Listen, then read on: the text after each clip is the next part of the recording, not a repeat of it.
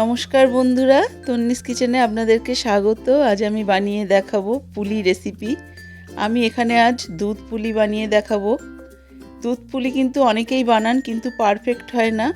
অনেক বন্ধুদের দুধ পুলি ফেটে যায়, আবার কারোর দুধ পুলি খুব শক্ত হয়, ঠান্ডা হলে মোটেও খেতে পারেন না।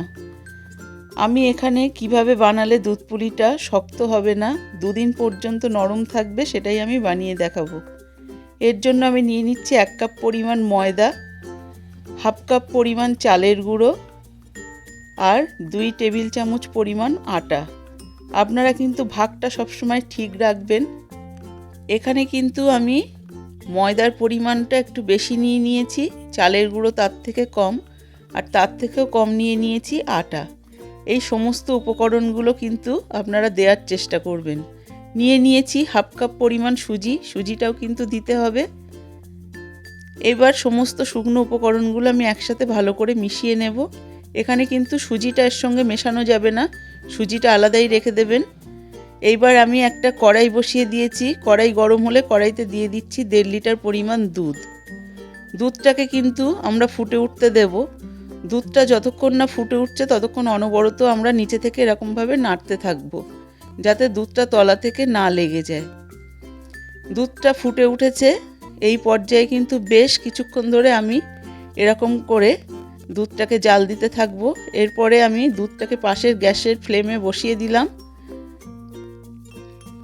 দুধটা কিন্তু লো ফ্লেমে ফুটতে দেব। এদিকে একটা প্যান বসিয়ে দিয়েছি, প্যানের মধ্যে দিয়ে দিলাম 3 কাপ পরিমাণ জল আর হাফ চা চামচ নুন।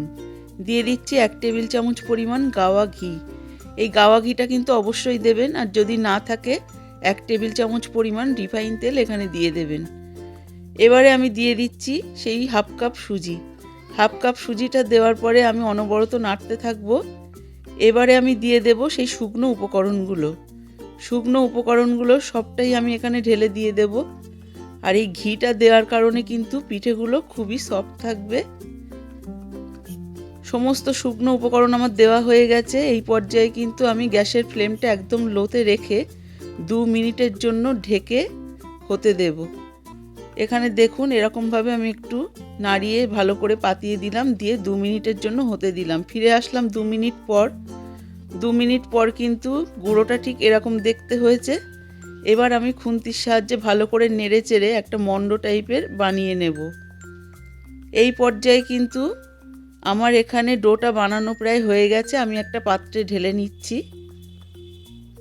সমস্ত উপকরণগুলো ঢেলে নেওয়ার পরে আমি একটু ঠান্ডা হতে দেব। ততক্ষণে দুধটা আমি একটু এরকমভাবে সাইড দিয়ে ছাড়িয়ে নিচ্ছি, ভালো করে আরও একটু জাল দিয়ে নিচ্ছি। এখানে দিয়ে দিচ্ছি হাফ কাপ চিনি আর 3টে এলাচ। এলাচটা একটু মুখ ফাটিয়ে দিয়ে দিয়েছি। দেওয়ার পরে আবারও একটু জাল দিয়ে নিচ্ছি। আর এখানে কিন্তু একেবারে ঠান্ডা হয়ে গেলে হবে না, ডোটা কিন্তু একটু গরম থাকতে থাকতেই মেখে নিতে হবে। দেখুন আমি এখানে এইভাবে মেখে নিচ্ছি, আপনারাও এইভাবে মেখে নেবেন। যেমনভাবে আমরা আটা ময়দা মাখি ঠিক তেমন করেই এখানে ভালো করে মেখে নিতে হবে, কোনো রকম লাম্পস থাকলে চলবে না।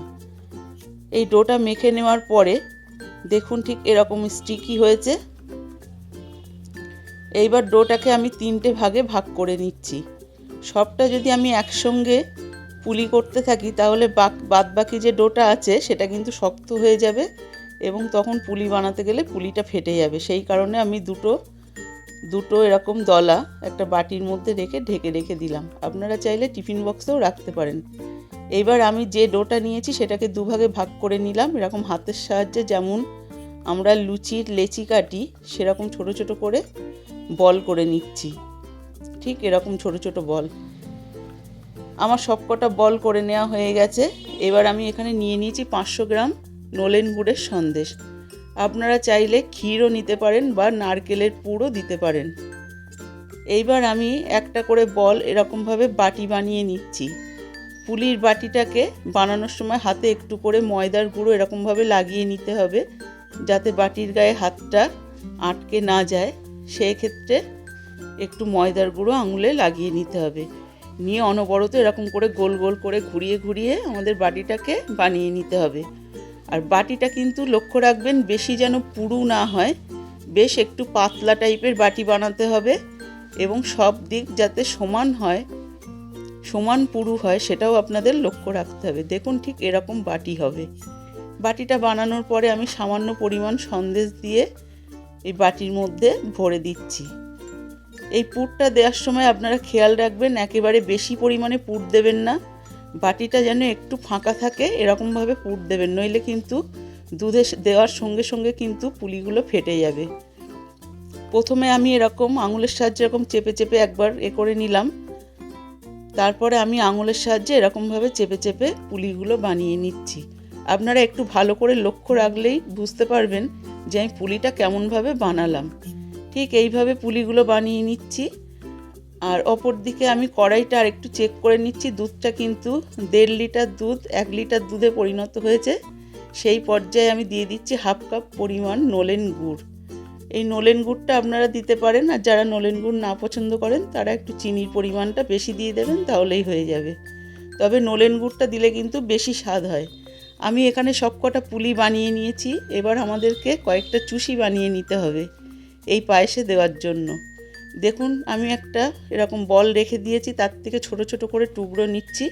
এরকম হাতের তালুর সাহায্যে আমি এখানে চুষি বানিয়ে নিচ্ছি। আপনাদের যদি হাতে আটকে যায় সেক্ষেত্রে একটু ময়দার গুঁড়ো হাতে ছড়িয়ে নিতে পারেন। এখানে সবকটা চুষি আমার বানানো হয়ে গেছে। এইবার পুলিগুলোকে আমাদের দুধের মধ্যে দিয়ে দিতে হবে। তার আগে আমি একটু ভালো করে দুধটাকে জাল হতে দিচ্ছি, কারণ এতক্ষণ লোতে ফুটছিল দুধটা। এইবার হাই হিটে দিয়ে যেই দুধটা ফুটে উঠেছে তখন আমি পুলিগুলো দুধের মধ্যে অ্যাড করছি। সব কটা পুলি দিয়ে দিলাম, ওপর থেকে চুষিগুলোও দিয়ে দিলাম। এইবার পুলিটা ফুটে ওঠার পরে আমি ঠিক গ্যাসের ফ্লেমটা লো টু মিডিয়ামে রেখে 2 মিনিট মতো হতে দেব।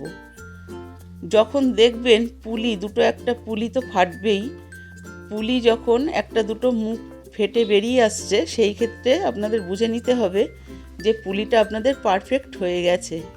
আর পুলিটা যখন নাড়বেন তখন কিন্তু খুন্তির সাহায্যে আস্তে আস্তে আলতো হাতে কিন্তু নাড়িয়ে দিতে হবে, কোনো রকম চামচের ব্যবহার করা যাবে না। আমি গ্যাসের ফ্লেমটা অফ করে দিলাম এবং পুলিটাকে ঠান্ডা করে আপনাদেরকে সার্ভ করে দেখাচ্ছি। দেখুন পুলিটা কতটা সুন্দর দেখতে হয়েছে, আর পুলিগুলো কিন্তু ফেটেও যায়নি আর খুব নরম হয়েছে, সেটাও আমি আপনাদেরকে দেখাবো।